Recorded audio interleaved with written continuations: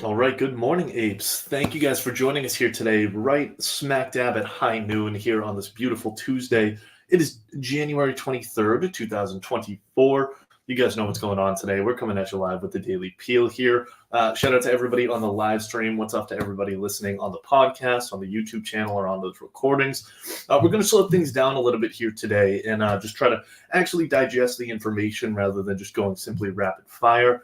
As you guys can see, the newsletter has been made much more readable here. I'm the guy who writes it, but for once, it actually makes me want to open it up and actually look at it here. It's not painful on the eyeballs like it used to be. So definitely go through and check that out. Our emoji game is absolutely off the charts. But before we dive into everything related to the Daily Peel here today, there is one thing that I need to absolutely bless you guys with here. We didn't get a chance to actually include it in yesterday's edition because I basically just saw it too late at night. But this is one of the funniest things of all time that I've ever seen. I think our producers have the video up. And guys, I just want to apologize in advance because this combines two of our favorite things ever in the absolute most degenerate way possible. I'm not going to spoil anything, so let's just pull up the video there if we do have it already. Caitlin and I are being charged in a civil charge from the Colorado Securities and Exchange Commission for basically selling millions of dollars worth of cryptocurrency that is deemed worthless by the state. Now, the reason that they're saying that it's worthless is because there is no exit for people who have bought. We launched an exchange, the exchange technology failed, things went downhill, and from that point forward, we've just been waiting on the Lord literally for a miracle. So the charges are that Caitlin and I pocketed $1.3 million, and I just want to come out and say that those charges are true. So there's been $1.3 million that's been taken out of, I think it was a total of $3.4 million. But out of that 1.3, $500,000 went to the IRS, and a few $100,000 went to a home remodel that the Lord told us to do. So how this whole thing started is the Lord told us in 21 to walk away from our marketing company, and he said, I'm going to do a new thing. And then he took us into this cryptocurrency. It was a different cryptocurrency other than index coin at the time. Well, that cryptocurrency.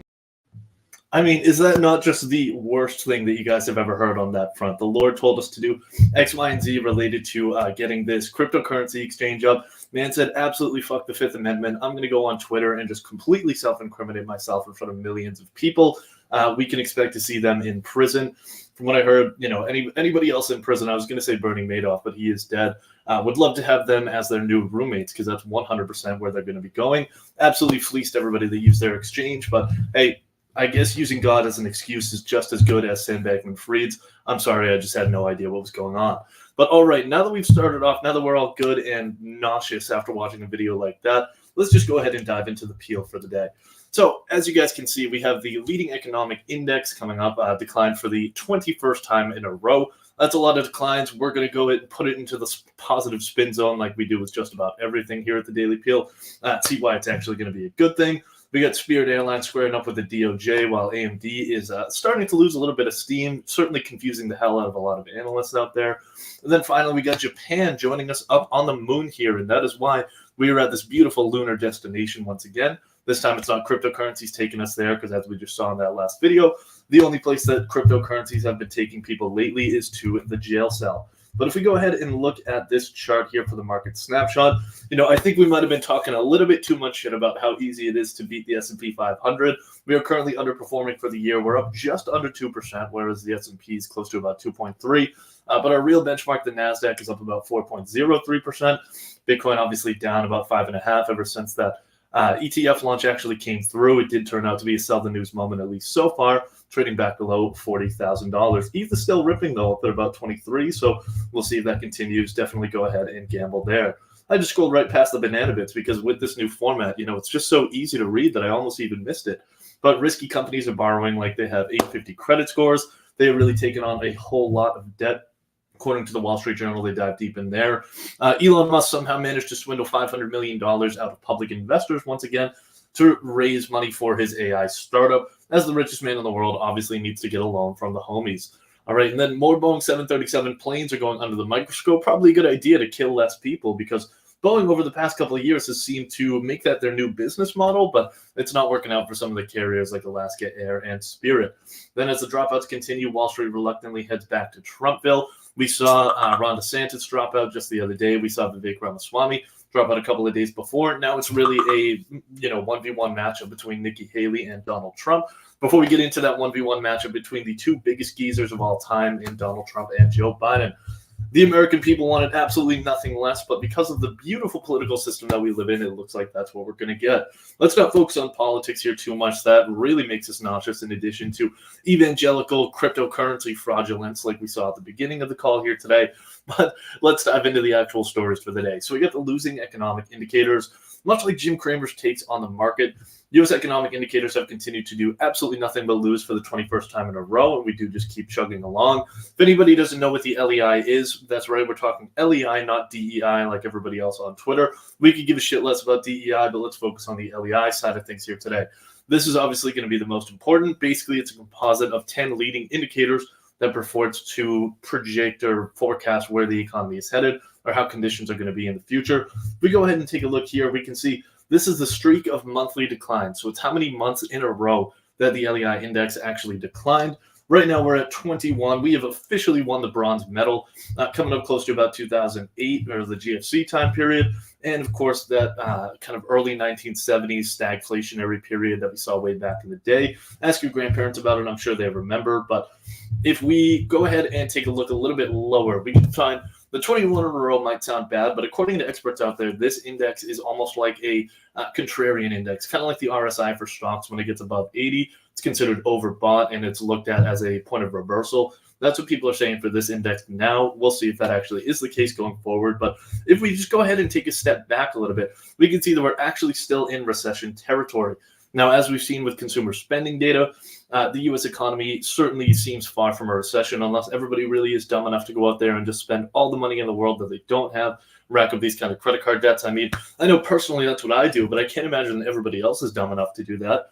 As you can see, we are still in that recession, but definitely moving back in the right direction. Plus, if we go back up to this chart here, these occurred during an actual recession when the NBER declared that we were in a recession. This rise certainly did not do that. I mean, to say that we were in a recession in 2023 is to ignore reality, quite honestly, much like those people in that video that we just watched a couple of minutes ago did, in selling a cryptocurrency with no way of exiting that position. So although it definitely doesn't sound good, it does seem like we're kind of hitting a turning point in terms of the LEI index. This isn't really a huge thing that investors even pay attention to. I'm sure Warren Buffett has no fucking idea what it actually even is, but a lot of people were freaking out about it yesterday. If we go ahead and look at the year-over-year change, it still is absolutely disgusting, but right alongside that, GDP growth has been kicking right back up.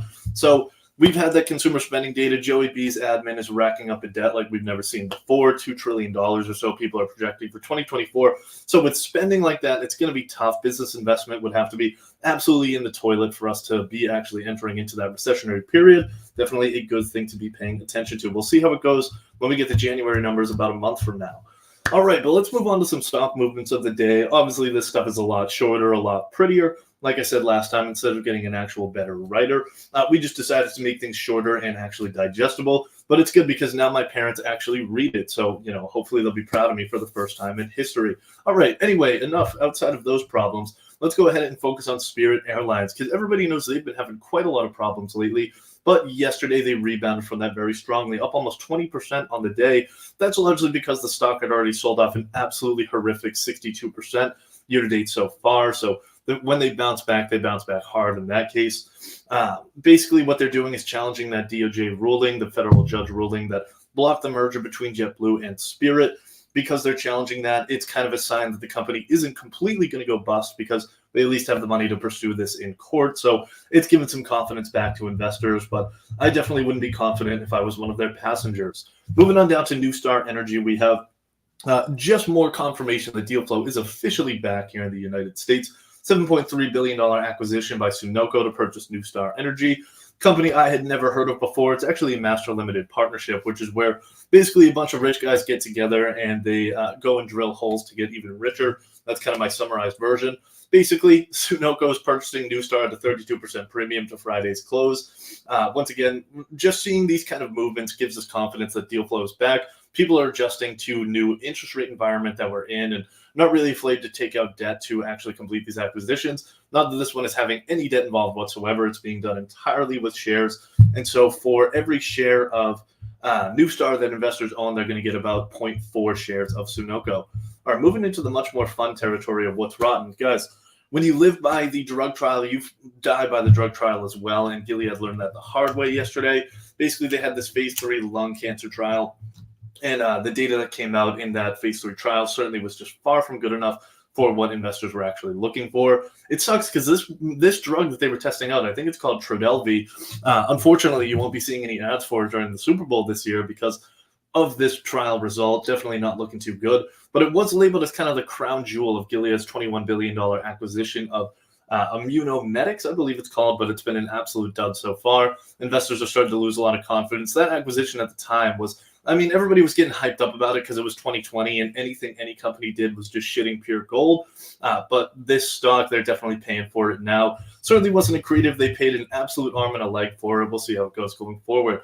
Advanced Micro Devices, I haven't seen a stock confuse investors this much since like Tesla in 2015 announcing they were going to do some crazy shit, I'm sure.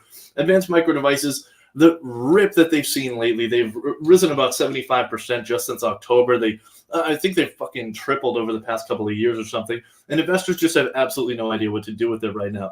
It is absolutely priced for perfection, a lot of analysts are saying. And analysts at Northland Capital Markets just went ahead and said they slapped on a heck if we know rating. And I mean, I guess that's why they're at Northland Capital Markets and not JP Morgan, because we all know that Morgan or Goldman analysts would come out there and just say, you know, fuck it, let's buy this thing, or just go completely balls to the wall with it. These guys were actually trying to save their careers and actually be correct for once, unlike sell-side analysts typically try to do.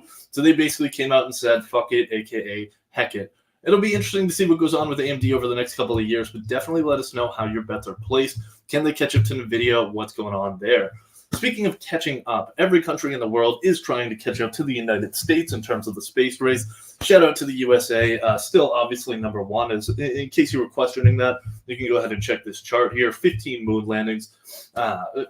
This isn't covering people walking on the moon or anything like that at all, but basically things that we send up to the moon, like rovers and other fucking scientific shit that I don't know anything about. But as we can see here, just 3 days ago, Japan became the 5th country in history to complete a soft landing on the moon's surface. Basically, that means when they send something up and they actually want it to land on the planet, believe it or not, what they do a lot of the time is just fucking chuck satellites at the thing so that it spikes up a bunch of dust and they can go and grab that like dust and materials. Kind of sounds like a pussy way to do some research on the moon, but either way, it's great to see Japan joining the gang of the rest of them. So it is the United States, the Soviet Union, notably not Russia, China, India, and Japan.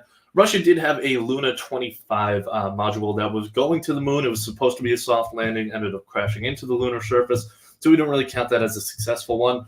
But basically, this was a solid reminder for the new space race that we're seeing. So ever since India's first successful soft launch back in 2008, they discovered evidence for water on the moon at the time, and that really got the boys fired up again to go back up to the moon, see what's going on up there, and maybe even cover up Neil Armstrong and Buzz Aldrin's daughter's name that one of them wrote on there. I think that would be a hysterical prank. But anyway, it's a little bit more different this time because we're seeing a lot of companies get involved outside of just countries. So if we go ahead and scroll in here, we can see that the U.S. absolutely dominates in terms of space launches. China doing pretty good as well. Every other country wishing that they were as good as the other two. Then if we go ahead and look over at the king of space launches, the United States, we can see that SpaceX absolutely dominates. It's not even close. I mean, even they dominate even something like NASA. I think they sent off more than half of all rocket launches into orbit in 2023. So Elon is absolutely just eating up this market, much like EVs, much like social media, and much like those AI weird whatever the fuck chips that go into your head with Neuralink. That's supposed to be going on this year as well. Definitely stay tuned on that. But getting back to Elon's real goal, that is, of course, to die on Mars, just not on impact. A lot of experts out there are saying that getting to the moon first, figuring out how to extract resources from the closest rock to us is going to be that stepping stone, figuring out how to do it all the way across the galaxy. Either way, if you do ever end up going into space, please just make sure when you come back you don't have this creepy-ass looking laugh that Jeff Bezos did. If you go ahead and click on that link, I do apologize in advance already because it is some truly terrifying stuff. But now we're just here wondering when the next human beings will walk on the moon. What other discoveries can we expect or wildly speculate about? Definitely let us know what you guys think, or what you guys think is on the dark side of the moon. Any other crazy speculations that you have about space?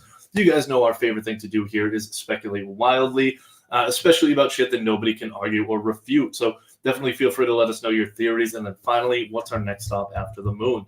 All right, and if we scroll down, we figured it was only right to do a Neil Armstrong quote for the day. Certainly not an investor. I'm sure he did have investments because he was, one of the biggest balls famous guy in the entire country. But he basically said the important achievement of Apollo was demonstrating that humanity is not forever changed to this planet, and our visions go rather further than that, and our opportunities are unlimited. Don't really know how to tie that into investing, but it got me fired up last night when I saw that, so I figured I would drop it in the peel here. Definitely make sure to send us a rating as well, but only send us a rating if you're going to tell us good stuff. Like I said, if you label it rotten as fuck, I will come to your house and burn it to the ground. So definitely let us know what you think, as long as it's on the positive side of things, of course. As usual, everybody, happy investing. Thank you guys for joining us once again here today. That was about 15 minutes of pure nonsense from us as usual, 12:15 p.m. here on this beautiful Tuesday, January 23rd. Thank you guys for joining us. Once again, shout out to everybody on the podcast as well. Let us know what you like, what you hate about the peel, about the live stream. We'll keep coming back for more. As always, we want all the smoke, guys. But thanks again for joining us. Happy investing, happy trading.